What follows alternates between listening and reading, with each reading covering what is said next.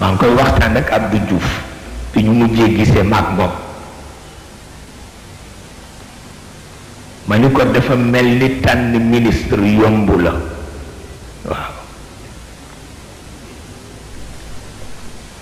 ma ni ko te mën na yàq lu bare ma ni ko kuy tànn ministre da ngay wut homme d'état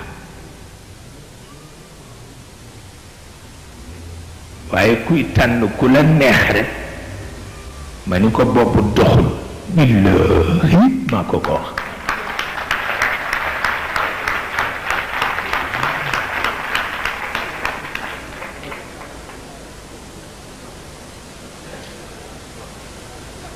ma ni ko lu mat a bàyyi xel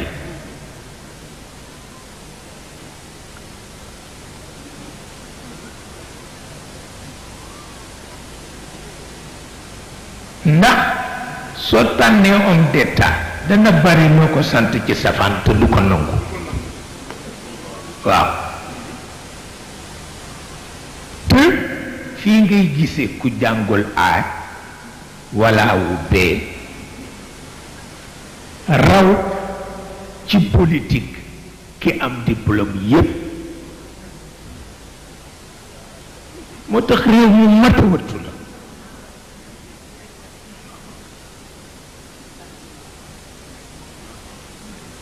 fii ngay gisee ku jàngul A wala wu B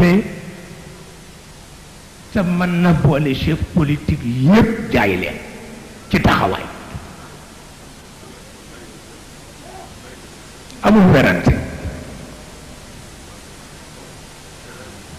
bërki démb rek laa ciy waxtaan ak sama mbokk taalibe loo bokkoon daara ma ni ko loo yaakaar ni moo bloqué réew mi mu ni ma ñuy dugg te bëgguñoo génn ak ñiy xaar pour ñu dugal leen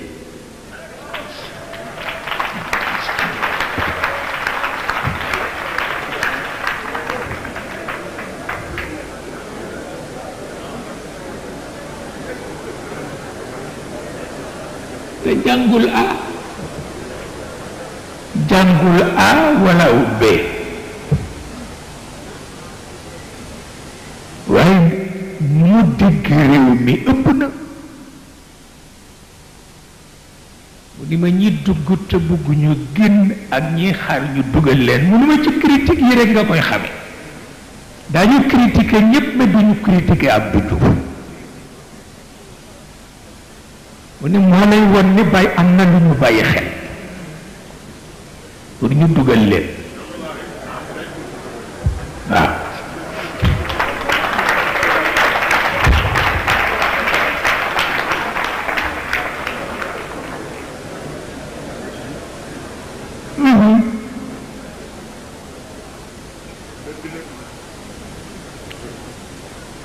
sama maam ba Xaaji Saydu Nuur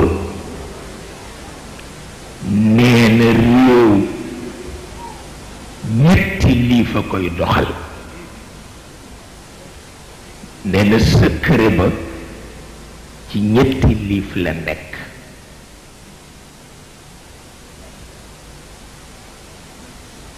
nee na liif bu nekk nag boo dee wut araf boo koy tollalee ci waxu tubaab ne mën na nekk A ne kon ñetti A ñooy doxal réew ne A bu njëkk bi mooy avocat bu ko defee justice yépp dugg nee na awu ñaareel bi mooy assurance nee na bu ko defee développement yépp dugg nee na awu ñetteel bi mooy assemblée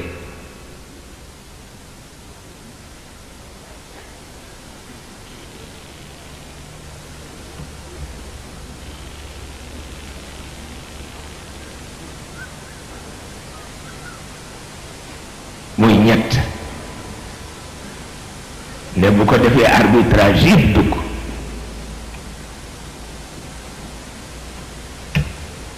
nee na réew bu ñàkkee ñett yii lu avocat compétent doxul lu assurance rëy rëy doxul lu assemblée jag-jag doxul ne booye boo jël sa valise wuti foo jëm